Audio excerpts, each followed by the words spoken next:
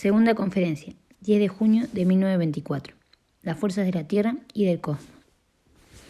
En las primeras conferencias aportamos los conocimientos concernientes a las condiciones para un sano desenvolvimiento de la agricultura, en la medida necesaria para poder extraer luego las conclusiones verdaderamente prácticas, que se han de concretar en la aplicación inmediata y que solo son importantes en cuanto se consuman en esta aplicación inmediata. Por tanto, en las primeras conferencias tendrían que considerar ciertamente cómo se origina lo producido en la agricultura y cómo vive en el seno del universo entero. Una granja realiza su razón de ser y su esencia en el mejor sentido de la palabra, cuando se la puede considerar una especie de individualidad en sí, una individualidad realmente acabada en sí misma.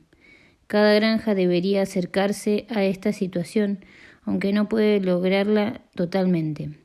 Esto significa que se debería procurar que todo lo que la granja requiere para la producción se obtenga dentro de la misma granja, incluyendo naturalmente su ganado. En el fondo, aquello que se introduce en la granja desde afuera, como fertilizantes y otras cosas semejantes, en una producción agrícola estructurada de un modo ideal, ya debería ser considerado como un remedio para una granja enferma. Una granja sana debería ser capaz de producir dentro de sí todo lo que ella misma necesita. Veremos por qué esto es algo natural. Mientras no se considere las cosas de acuerdo con su realidad y su esencia, sino solo de un modo material exterior, es natural que surja la pregunta: ¿acaso no es lo mismo emplear estiércol de un vecino que el estiércol de la propia granja? Como ya he dicho, puede no ser viable llevar las cosas de forma tan estricta, pero si se quiere ordenarlas cabalmente, es preciso tener un concepto de la autosuficiencia que necesita tener una granja. Que la afirmación planteada tiene cierta justificación lo comprenderán ustedes a través de una consideración sobre la tierra de la cual brota la producción agrícola, por un lado, y por aquello que obra sobre esta tierra desde el exterior por el otro. Generalmente se habla hoy día de un modo muy abstracto de las cosas que actúan sobre la tierra, desde fuera de esta. Se es consciente, bien es verdad, de que la luz solar y el calor solar y todo lo que desde el punto de vista meteorológico se relaciona con la luz y el calor solar tiene cierta relación con determinada conformación del suelo cubierto de plantas, pero las concepciones actuales son incapaces de elucidar realmente de un modo más exacto cómo son las cosas, debido a que no penetran en la realidad de los hechos. Partamos hoy del punto de vista, más adelante consideremos las cosas desde otros ángulos, que ante todo considera un suelo terrestre como base de la agricultura. Este suelo, lo quiero esquematizar aquí y mediante una raya horizontal, se considera comúnmente como algo meramente mineral, en el cual a lo sumo se introduce algo orgánico con la formación del humus o con la incorporación de abono. No se considera que el suelo como tal no solo tiene en sí algo de naturaleza vegetal, sino que incluso hay algo astral que obra en el suelo. Esto es algo que hoy día ni siquiera se tiene como posible y mucho menos aún se admite. Y si vamos más allá y observamos cómo está esta vida interna del suelo en sutil dosificación, por decirlo así, difiere totalmente en verano y en invierno. Entonces se llega al ámbito que, si bien son una extraordinaria importancia para la práctica, no se consideran para nada hoy en día. En el caso de partir del suelo, es preciso entender que ese suelo es una especie de órgano dentro del organismo de crecimiento natural. Organismo que se manifiesta por todas partes en que precisamente existe tal crecimiento natural. El suelo es un verdadero órgano. Es un órgano que podríamos comparar, si quisiéramos, con el diafragma humano. Lograremos una concepción acertada de lo que tiene lugar si decimos: no está expresado en un modo enteramente exacto, pero es suficiente para aclarar el punto. Encima del diafragma hay en el hombre ciertos órganos, sobre todo la cabeza y aquello que lo aprovisiona a partir de la respiración y la circulación. Y debajo del diafragma hay otros órganos. Si bajo este aspecto comparamos en cierta forma el suelo terrestre con el diafragma humano, debemos decir: la cabeza está debajo de la tierra para ese individuo que estamos considerando, y nosotros, junto con todos los animales, vivimos dentro del vientre de esta individualidad. Aquello que está sobre el suelo es lo que constituye las vísceras. Por ejemplar un término de la individualidad agrícola. En realidad deambulamos dentro del vientre de la granja y las plantas crecen hacia arriba entrando en ese vientre. O sea, que estamos frente a una individualidad que está patas arriba y a la cual solo consideramos correctamente si la vemos patas arriba en relación al hombre. En relación con el animal, según veremos en el curso de las conferencias, la situación es algo distinta. ¿Por qué digo que esta individualidad agrícola está patas arriba? Lo digo por la razón de que todo lo que se halla en la proximidad inmediata de la tierra, el aire, el vapor de agua y también el calor, dentro de lo cual estamos nosotros mismos, en lo cual nosotros mismos respiramos, de lo cual proviene lo que da las plantas y nosotros el calor exterior, el aire exterior, así como el agua exterior. Todo esto corresponde de hecho a lo que la organización abdominal en el hombre. En cambio, todo lo que ocurre en el mismo interior de la Tierra, debajo de la superficie terrestre, actúa sobre la totalidad del crecimiento vegetal, del mismo modo que en nuestra cabeza actúa sobre nuestro organismo, en especial durante la infancia, aunque también durante toda la vida. Tenemos una interacción constante, completamente llena de vida, entre lo supraterrestre y lo infraterrestre. Los procesos que tienen lugar sobre la Tierra dependen al mismo tiempo y en forma inmediata de Luna, Mercurio y Venus. Considérenlo como el lugar en el que ejercen sus influencias. Lunas, Mercurio y Venus apoyan y modifican al Sol en su obrar. Los llamamos planetas cercanos.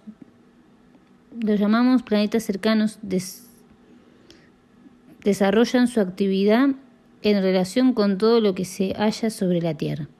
En cambio, los planetas lejanos, cuya trayectoria es exterior al Sol, actúan sobre todo lo que está debajo de la Tierra, apoyando el Sol en aquellos aspectos de su obrar que tienen lugar desde lo infraterrestre.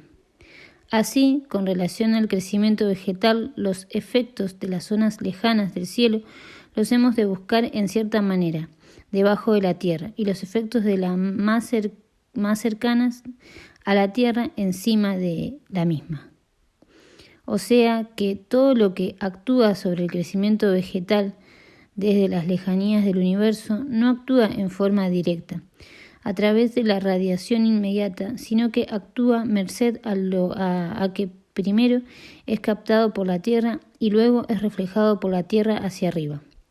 Lo que llega a las plantas por la Tierra desde abajo, en materia de efectos beneficiosos o perjudiciales, es realmente lo cósmico que ha sido reflejado. Lo que actúa directamente en el aire y el agua que se halla sobre la Tierra, la irradiación directa es almacenada allí y actúa desde allí. Con esto se relaciona la forma en que actúa el suelo, digamos. en su constitución íntima sobre el crecimiento vegetal. Luego extenderé esto a los animales. Si estudiamos el suelo, encontramos en él, en primera instancia, todos los efectos que dependen de todas las sustancias que manifiestan la acción de las esferas más lejanas del cosmos, en cuanto interesan al obrar terrestre. Es en lo que comúnmente se llama la arena y la roca. Las arenas y las rocas, lo impermeable al agua, lo que no contiene, de acuerdo con el lenguaje común, ningún nutriente, pero que no por ello es menos importante para sostener el crecimiento que las otras, dependen de los efectos de las fuerzas cósmicas más lejanas. Por la vía de la arena cuarcítica, según veremos, entra en el suelo en forma preferencial, por extraño que parezca, lo que podemos señalar como el éter de la vida y lo químicamente activo en el suelo. La forma en que el suelo mismo se torna vivo interiormente, como el suelo ejerce su acción química propia, depende de la constitución de la fracción arenosa del suelo, o lo que experimentan las raíces de las plantas dentro del suelo depende en grado importante de la medida en que la vida cósmica y los principios químicos del cosmos son captados por el sustrato rocoso, que por otra parte bien puede hallarse a cierta profundidad dentro de la Tierra. De modo que siempre que se estudie el crecimiento vegetal, se debería prestar especial atención a la naturaleza geológica de los estratos subyacentes sobre los cuales se yergue el crecimiento vegetal, y en ningún caso debería pasarse por alto que para plantas en que interesa especialmente la naturaleza de la raíz es imprescindible la existencia de componentes cuarcíticos del suelo, aunque sea a cierta profundidad. Ahora bien, el cuarzo está presente, gracias a Dios podríamos decir, en una proporción del 47 al 48% sobre la Tierra en forma de ácido silícico y silicatos. Y para los efectos del cuarzo que nos interesan, podrá constarse con las cantidades necesarias en casi todas partes. Pero lo que se relaciona con la naturaleza de la raíz a través del cuarzo también ha de poder ser transmitido hacia arriba a través de la planta. Tiene que fluir hacia arriba a través de la planta, pues ha de haber una interacción constante entre lo captado del cosmos por el cuarzo y lo que tiene lugar en la barriga. Disculpen ustedes. Y con lo cual debe ser provista de cabeza allá abajo, porque la cabeza debe ser aprovisionada desde el cosmos, pero ello debe estar genuinamente interrelacionado con lo que tiene lugar sobre la superficie terrestre, en el vientre. Lo que es captado del cosmos desde abajo debe siempre poder fluir hacia arriba, y para ello está en el suelo el componente arcilloso. Todo lo arcilloso es el coayudante que sirve para transmitir de abajo hacia arriba los efectos de las entidades cósmicas en la Tierra. Cuando pasemos a los aspectos prácticos, esto nos dará los elementos para decidir qué acciones emprender frente a un suelo arcilloso o cuarcítico. Según hayamos de cultivar una u otra forma vegetal sobre ese suelo, pero antes es preciso saber qué ocurre realmente. Las descripciones comunes de la arcilla y las pautas sobre las labores que posibilitan el desarrollo de un cultivo en la misma. Todo esto ciertamente merecerá la mayor consideración, pero en segundo plano, Lo que hace falta saber primero es que ella es la propulsora de la corriente cósmica ascendente. Pero no solo debe existir este fluir hacia arriba de lo cósmico, sino que también debe ser atraído hacia el suelo, aquello que puede calificar como lo terrestre, lo telúrico, que sufre en el vientre una especie de digestión exterior. Todo lo que tiene lugar en el aire sobre el suelo a lo largo del verano e invierno es también para el crecimiento vegetal una especie de digestión. Todo lo que transcurre en esa forma como una especie de digestión debe ser atraído e incorporado al suelo, de modo que realmente se establezca una interacción. Aquellas fuerzas que se generan merced al agua y el aire se hallan sobre la tierra, así como lo que se genera en forma de sustancia en sutil dilución homeopática.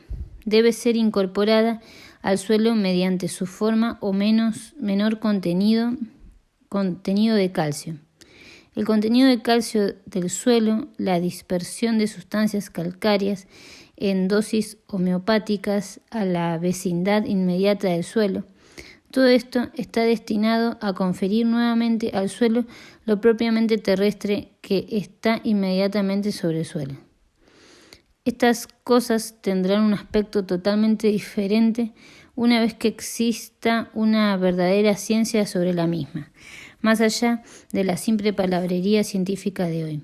Se podrá hacer afirmaciones exactas sobre estas cosas. Entonces también se sabrá, por ejemplo, que existe una diferencia enorme entre el calor que hay por encima del suelo, o sea, el calor que se halla en el dominio del Sol, Venus y Mercurio y Luna, y aquel calor que reina dentro del suelo, y que por tanto se halla bajo el influjo de Júpiter.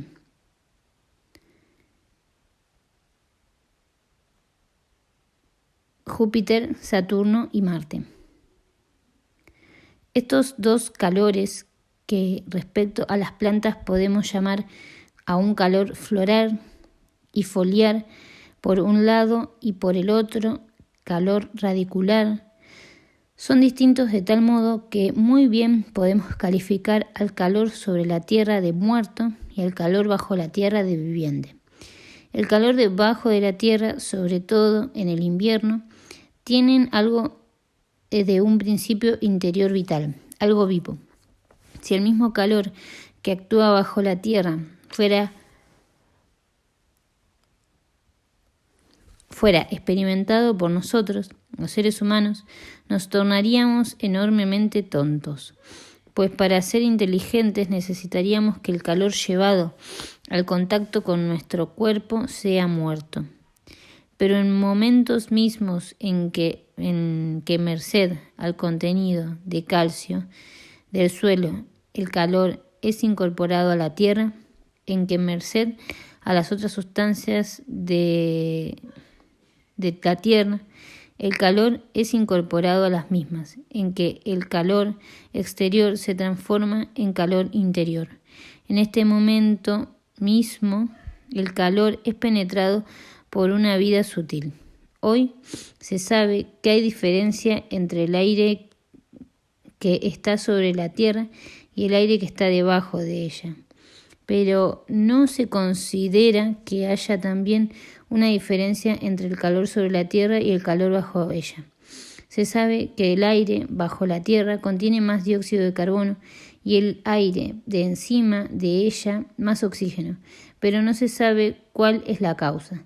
La causa de ello es que el aire también está penetrado por un sutil hálito vital cuando es absorbido e incorporado a la tierra. Ocurre lo mismo con el calor y con el aire. Adquieren un sutil hálito vital cuando son incorporados a la tierra. Otro caso es el agua y lo térreo o lo sólido, que se tornan más muertos aún dentro de la tierra que fuera de ella. Pierden algo de la vida exterior, pero justamente por eso se tornan afectables por las fuerzas cósmicas más lejanas. Las sustancias minerales tienen que emanciparse de aquello que está inmediatamente por encima del suelo si han de ser afectados por las fuerzas cósmicas más lejanas.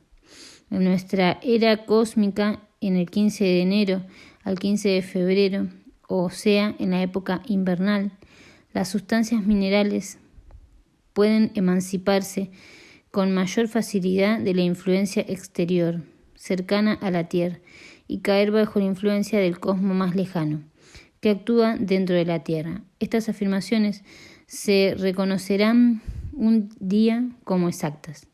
Es pues en esta época en que dentro de la Tierra puede desarrollarse el mayor poder de cristalización, la mayor fuerza de formativa para que las sustancias minerales, esto ocurre a mediados de invierno.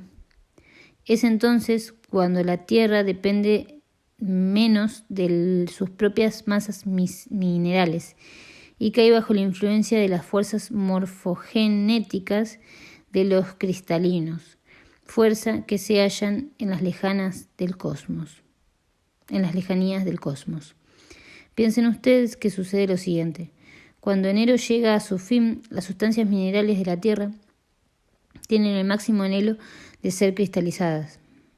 Y cuando mayor sea la profundidad a que uno llegue, tanto mayor es el anhelo por tomarse cristalinamente puras dentro del contexto de la naturaleza.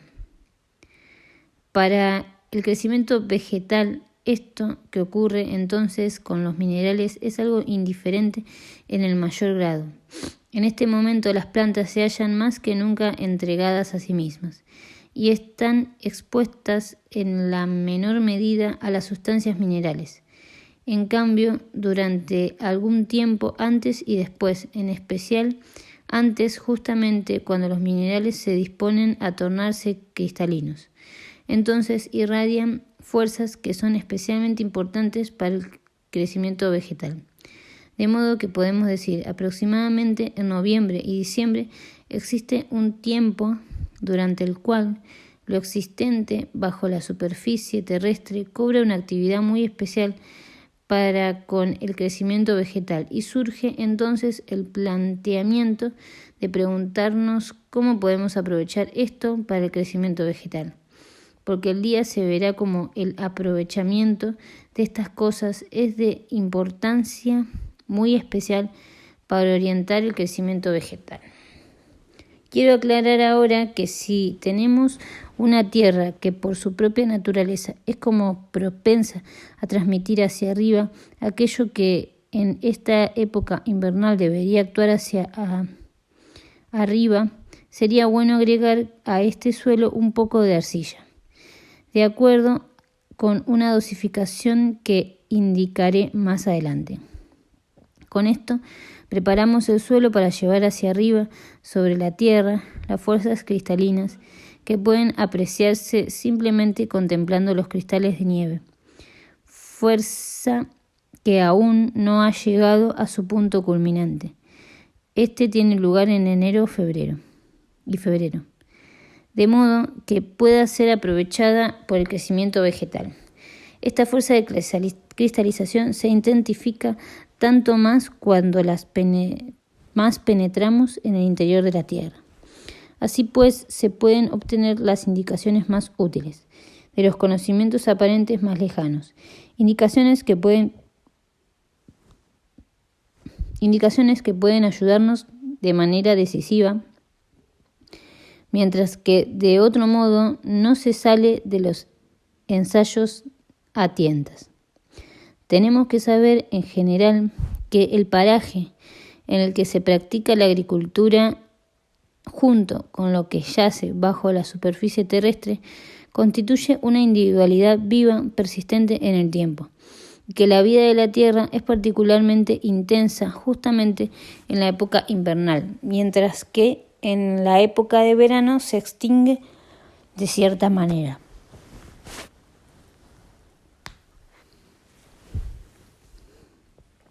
Ahora intenten comprender algo de lo más importante, sobre todo para el cultivo del suelo, una cuestión que he mencionado frecuentemente entre antropósofos y consiste en saber bajo qué condiciones puede el espacio cósmico actuar con la fuerza sobre lo terrestre. Para comprender esto, partamos hoy de la formación de la semilla. Comúnmente se considera la semilla de la cual surge la vida embrionaria como una estructura molecular extraordinariamente compleja. Y se da la mayor importancia a la concepción que se tiene de la semilla en cuanto se refiere a su compleja estructura molecular. Se dice que las moléculas tienen cierta estructura, la más simple, una estructura simple. Luego, la complicación va en aumento cada vez más, hasta que se llega a la extraordinaria complejidad de la molécula de proteína. Entonces uno se detiene admirado y asombrado ante aquello que se concibe como la compleja estructura de la proteína de la semilla, ya que se piensa que esta molécula de proteína puede ser extraordinariamente compleja porque de esta complejidad ha de surgir el próximo organismo y este próximo organismo es extraordinariamente complejo y ya está preformado en el gen embrionario, de modo que la sustancia microscópica o hipermicroscópica también ha de estar estructurada de un modo extraordinariamente complejo. En principio, esto es cierto en determinada medida. Al conformarse la proteína terrestre, la estructura molecular es llevada también a un grado de máxima complejidad. Pero de esta máxima complejidad nunca podría surgir un nuevo organismo, jamás. Porque no es cierto que aquello que se ha formado en la semilla a partir de la planta materna o del animal materno, simplemente se continúe en aquello que surge como descendencia de la planta o el animal, para dar lugar a un nuevo organismo. Esto no es cierto.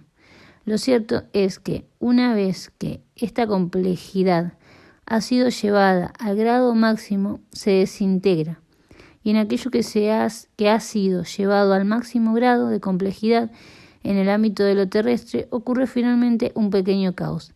Podríamos decir que se desintegra en polvo cósmico. Cuando la semilla, llevada a la complejidad máxima, se ha desintegrado en polvo cósmico y el pequeño caos ha sobrevenido, entonces la periferia celeste toda comienza a actuar sobre la semilla. Se imprime en ella y construye a partir del pequeño caos aquello que puede ser edificado desde todas las direcciones merced a los impulsos provenientes del espacio cósmico. Y obtenemos en la semilla una imagen del cosmos. Cada vez que el proceso de organización terrestre es llevado hasta una consumación de la semilla, desemboca en el caos. Cada vez que edifica en el caos de la semilla la nueva organización a partir del cosmos todo. El viejo organismo solo tiene la tendencia de conducir a la semilla hacia aquella situación cósmica, merced a su afinidad con dicha situación, que posibilite la acción de las fuerzas provenientes de las direcciones correctas, de modo que surja de un diente de león otro diente de león y no un berberis. Lo que se plasma en cada planta en particular siempre es la imagen de alguna constelación cósmica. Es construido a partir del cosmos y si queremos propiciar las influencias del cosmos, de alguna manera dentro de lo terrestre, es necesario que empujemos lo terrestre para sumirlo lo más intensamente posible en el caos. En cualquier lugar en que queremos propiciar las influencias del cosmos, tenemos que asumir lo terrestre lo más interesante posible en el caos. Para el caso del crecimiento vegetal, este menester es satisfecho, en cierto sentido, por la naturaleza misma, pero también es necesario que conservemos lo cósmico en cada organismo hasta el momento de la generación de las semillas, ya que cada nuevo organismo es construido a partir del cosmos. Supongamos que introducimos en la tierra la semilla de una planta. Entonces tendremos en esta semilla una impronta, una manifestación de todo el cosmos desde la dirección cósmica determinada. En ella se realiza el impulso de la constelación. Por ella la semilla recibe la determinada forma. En el momento en el que es implantada en el elemento terrestre, el entorno de la Tierra incide intensamente sobre ella, y en ese momento se ve penetrada por el anhelo de renegar de lo cósmico, de proliferar descontroladamente, de crecer exuberantemente en todas direcciones, porque aquello que obra en el entorno inmediato de la Tierra no quiere en realidad atenerse a esa forma. Frente al proyectarse hacia el caos por parte de la semilla, a ella la debemos empujar hacia el caos. Se da ahora la necesidad, una vez que se ha desarrollado la plántula inicial y los primeros brotes a partir de la semilla, de introducir lo terrestre en la planta frente a lo cósmico, que vive como la forma de la planta de la semilla, en la semilla. Tenemos que acercar lo terrestre a la planta en crecimiento, pero esto solo es posible introduciendo en la planta la vida que ya se halla realmente encima de la tierra.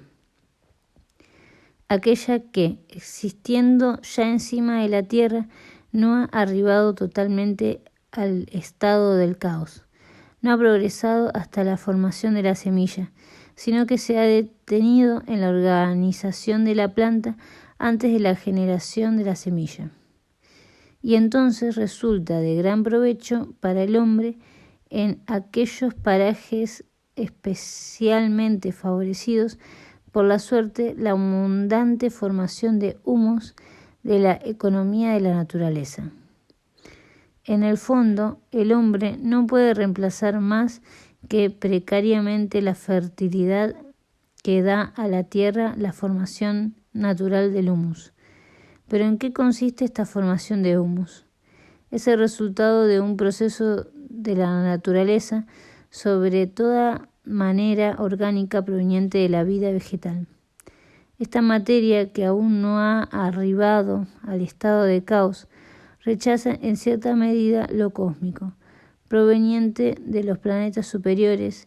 Si se hace uso de este humus, el crecimiento vegetal, entonces mantendremos lo propiamente terrestre dentro de la planta, y lo cósmico solo obrará en la corriente que asciende hacia lo alto hasta la formación de la semilla. Lo terrestre, en cambio, obra en el desarrollo de las hojas, flores y demás. En todo esto, lo cósmico solo ejerce una influencia por irradiación. Esto se puede seguir con mucha exactitud.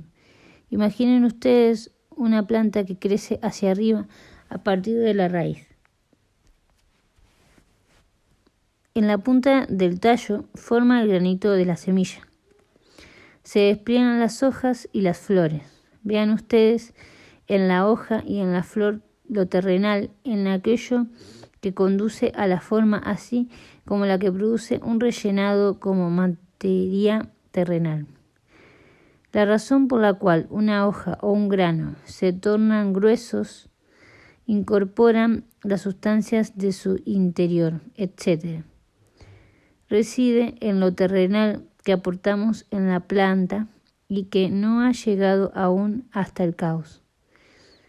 La semilla, en cambio, desarrolla toda su fuerza a través del tallo, pero en dirección vertical y no hacia la periferia.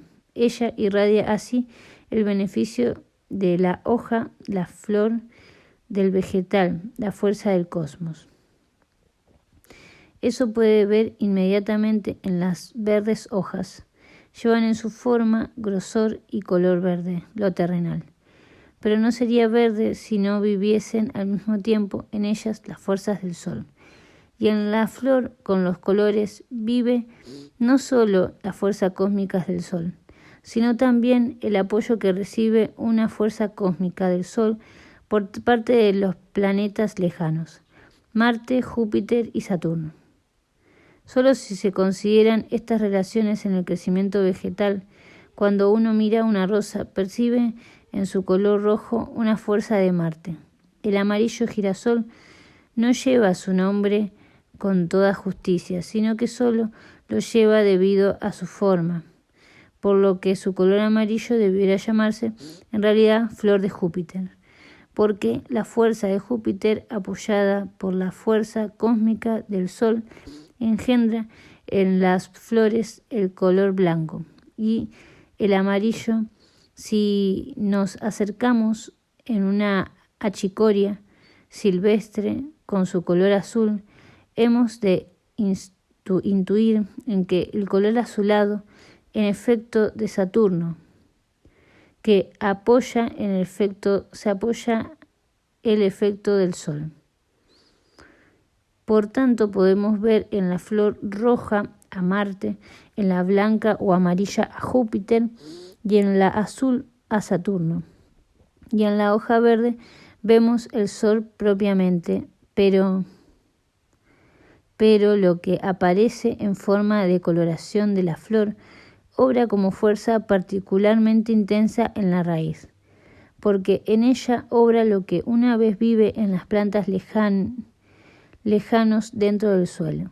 Las cosas son de tal manera que cuando arrancamos una planta de la tierra y tenemos abajo la raíz, hemos de decirnos, lo cósmico está en la raíz.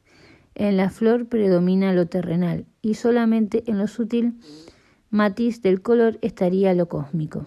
En cambio, cuando lo terrenal ha de vivir en la raíz, vivir intensamente, entonces se plasma en la forma, porque la planta obtiene su forma de lo que puede surgir en el ámbito terrestre.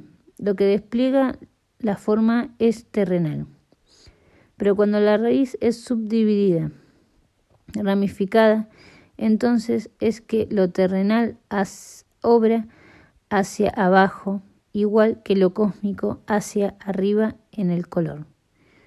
De modo que tenemos raíces cósmicas precisamente en aquellos casos en los que la raíz tiene una forma simple. En el caso de las raíces ramificadas, en cambio, tenemos una injerencia de lo terrenal en el suelo.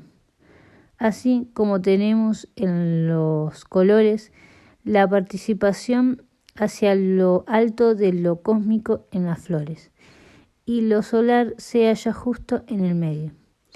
Lo solar obra sobre todo en la hoja verde, actúa en la interrelación entre flor y raíz, con todo lo que se halla entre medio. Lo solar es lo que se halla relacionado con el suelo mismo a modo de diafragma, mientras que lo cósmico se relaciona con el interior de la tierra y obra hacia arriba de la planta.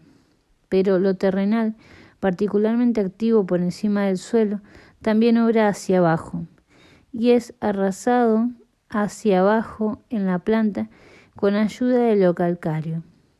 Observen ustedes entonces aquellas plantas en las que lo terrenal es extraído intensamente hasta la raíz por medio del calcáreo. Son las plantas que proyectan sus raíces en forma ramificada en todas direcciones, como por ejemplo las nuevas especies forrajeras, no los rábanos ni las remolachas, como la esparceta.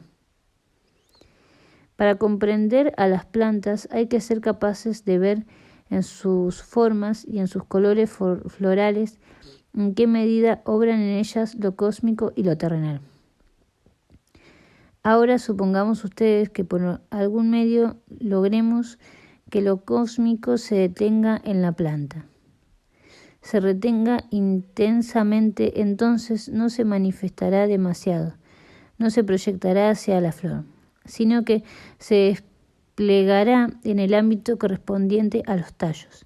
¿En qué vive entonces, de acuerdo con los dichos, lo cósmico en la planta? Vive en lo silicio. Cuando consideren ustedes la planta llamada cola de caballo o Equisetum, tiene precisamente la particularidad de atraer hacia sí lo cósmico. Se compenetra con lo cósmico. Incluso tiene 90% de sílice. En esta planta, lo cósmico se halla, por así decirlo, en un exceso extraordinario, y se halla presente en forma tal que no se manifiesta en la flor, sino que aparece justamente en el crecimiento vegetativo. Consideremos otra cosa. Supongamos que aquello que pretende ir hacia arriba, lo que tiende hacia abajo las hojas a través del tallo. Queremos retenerlo en el ámbito de la raíz de una planta. Es cierto que para la era terrestre actual la cuestión ya no es de tanta actualidad, porque encontramos determinadas las especies vegetales y a través de las distintas circunstancias. En épocas pasadas, en tiempos arcaicos, eso era distinto. Entonces era fácil transformar una planta en otra. En estos tiempos, tales cosas tenían considerable importancia. Hoy día también tienen importancia, aunque es preciso establecer las condiciones que conviene a cada planta determinada. ¿En qué debemos reparar hoy día? ¿Cómo tenemos que considerar una planta en la cual queremos que la fuerza cósmica no se proyecte totalmente hacia arriba al ámbito de la flor y fruto, sino que quede abajo, de modo que en cierta manera se retenga la formación del tallo y las hojas en el ámbito formativo de la raíz? ¿Qué debemos hacer para ello? Tenemos que colocar esa planta en el suelo arenoso, porque en el suelo silíceo los cósmico es retenido, captado. La patata se plantará en una tierra arenosa para retener la fuerza cósmica, para lograr que se retenga en ella misma la formación de la flor, para mantener en la patata misma la fuerza formativa de tallos y hojas, ya que no es una raíz, sino un tubérculo, un tallo retenido. De todo esto surge que para juzgar el crecimiento vegetal completo, el ABC, por llamarlo así, consiste en que ante cada caso pueda decirse qué es lo cósmico en esta planta, qué es lo terrestre y lo telúrico. ¿Cómo se puede lograr que el suelo tienda por su constitución particular a concentrar lo cósmico, a hacerlo más denso y con ello conservarlo de mayor medida en el ámbito de la raíz y de la hoja? ¿Cómo se puede hacer lo cósmico más sutil, de modo que sea atraído más fácilmente hacia arriba, hacia la flor, coloreándola o hasta la formación del fruto, compenetrándolo con un delicado aroma? Porque el delicado aroma de la ciruela, tanto como el color de las flores, es lo cósmico que ha llegado hacia arriba hasta el fruto. En la manzana comemos realmente a Júpiter, en la ciruela a Saturno. Si la humanidad, con el conocimiento que posee hoy día, se viese frente a la necesidad de producir la diversidad de especies frutícolas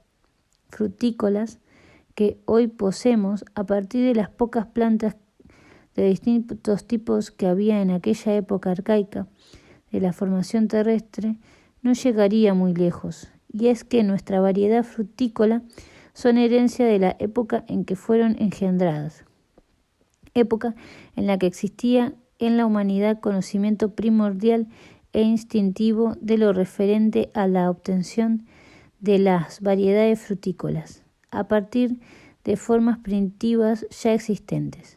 Si no tuviésemos ya estas variedades y las propagáramos una y otra vez por herencia, no sería mucho lo que podríamos lograr actualmente con nuestra perspicacia en el caso de tener que volver a obtener esas variedades. porque hoy todo se hace probando, no se penetra racionalmente en el proceso. Pero esta es nuevamente una exigencia fundamental, que quedará en evidencia si es que queremos seguir trabajando en la tierra. Fue extraordinariamente certero lo comentado por nuestro amigo Stegemann, de que se verifica una disminución de la calidad de los productos. Pueden tomar a mal o no el comentario, pero esta disminución de la calidad está relacionada tanto como lo que la transformación de la conformación anímica del hombre con la finalización del Kali Yuga en el cosmos en los últimos decenios y en los decenios que vendrán. También asistimos a una gran transformación de lo interior de la naturaleza. Aquello que no ha llegado de épocas remotas, aquello que nos ha llegado de épocas remotas, que hemos propagado ya sea en materia de facultades naturales, de conocimiento heredado de forma natural y demás, así como aquello que no ha sido legado en cuanto a la preparados terapéuticos, pierde su vigencia. Tenemos que adquirir nuevos conocimientos para penetrar en el contexto integral de la naturaleza en estas cuestiones. La humanidad no tiene otra opción que aprender nuevamente en los más diversos campos a partir del conjunto de la naturaleza, del cosmos, o bien permitir que la vida de la naturaleza, así como la vida humana, degeneren, se extingan.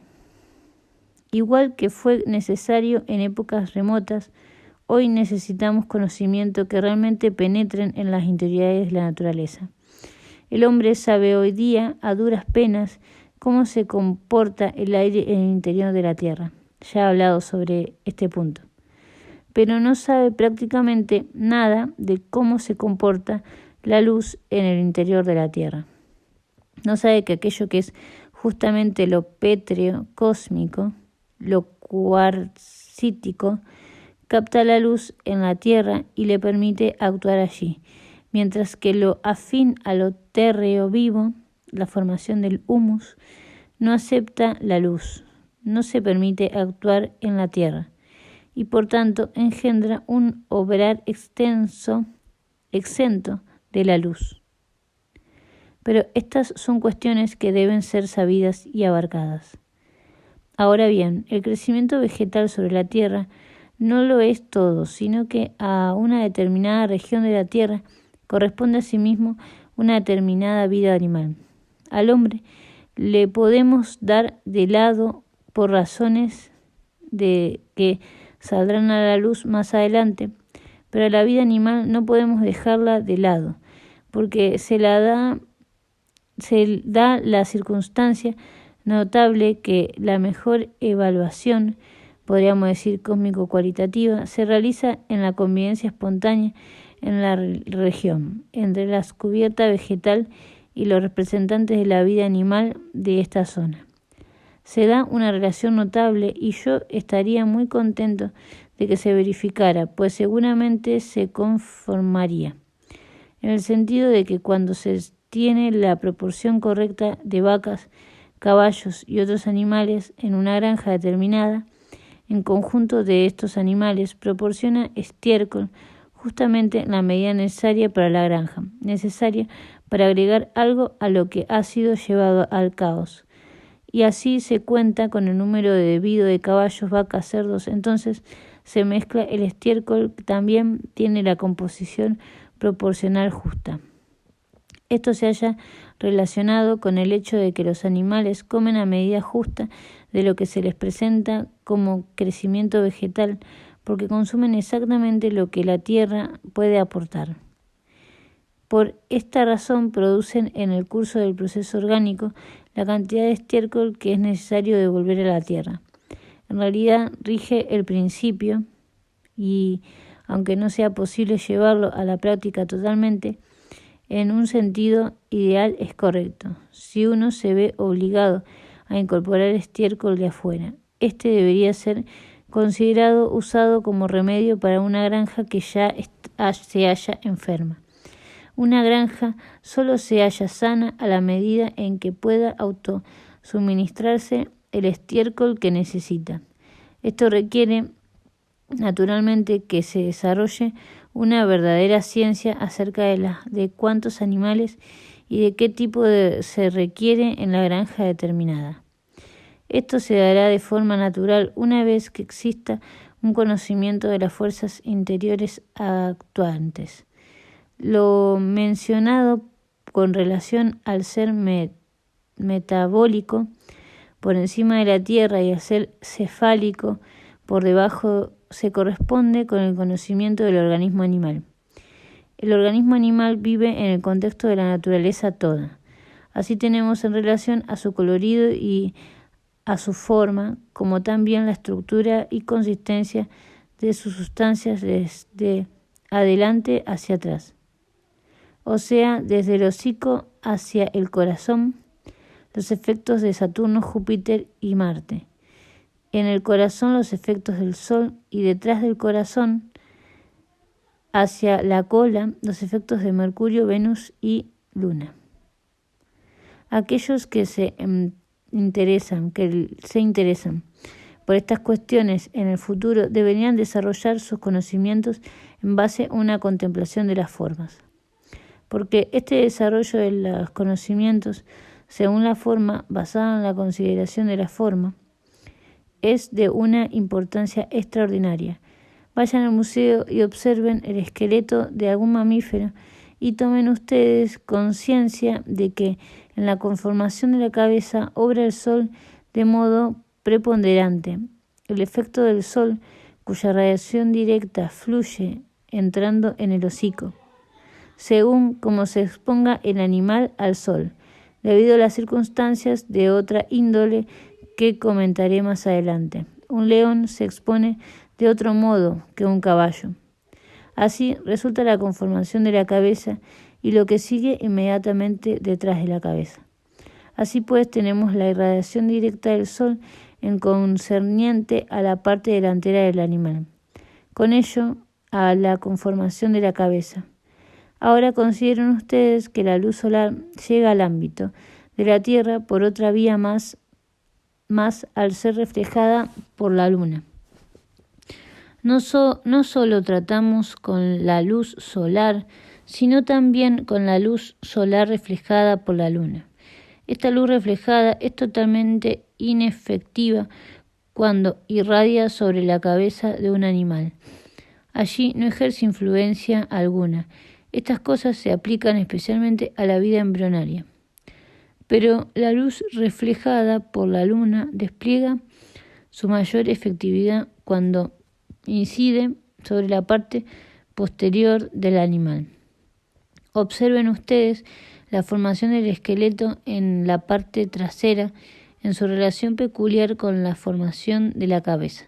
Desarrollen ustedes un sentido para este contraste, para la manera en que se insertan los cuartos traseros,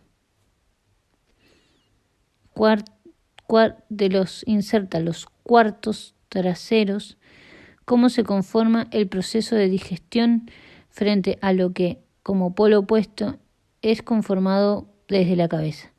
Entonces advertirán el contraste entre el Sol y Luna por el contraste entre la parte delantera y la parte trasera del animal. Y si prosiguen, encontrarían que el efecto del Sol va hasta el corazón. Se detiene ante el corazón que Marte, Júpiter y Saturno actúan en la conformación de la cabeza y la sangre, que luego, más atrás del corazón, la acción de la Luna es apoyada por la acción de Mercurio y Venus.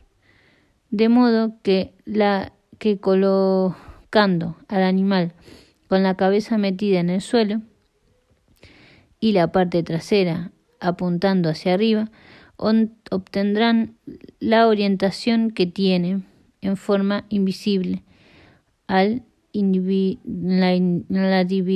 individualidad agrícola. Con ello ahora pueden ustedes hallar a partir de la imagen de la forma del animal una relación entre lo que el animal suministra de forma de estiércol, por ejemplo, y lo que necesita del suelo en el cual crecen las plantas que comen el animal. Pues han de saber que las fuerzas cósmicas activas en las plantas vienen del interior de la tierra y son conducidas hacia arriba. Y una planta es particularmente rica en esas fuerzas cósmicas y un animal la come. Animal que a su vez es a partir de este forraje suministra al mismo tiempo el estiércol acorde a la organización particular. Entonces, este animal produce el abono apropiado para ese suelo en el cual crece la planta. Vean, pues, que introduciéndose en la forma de las cosas, uno se halla todo lo que necesita para esta individualidad acabada en sí misma, que es la granja. Es preciso, eso sí, incluir al ganado.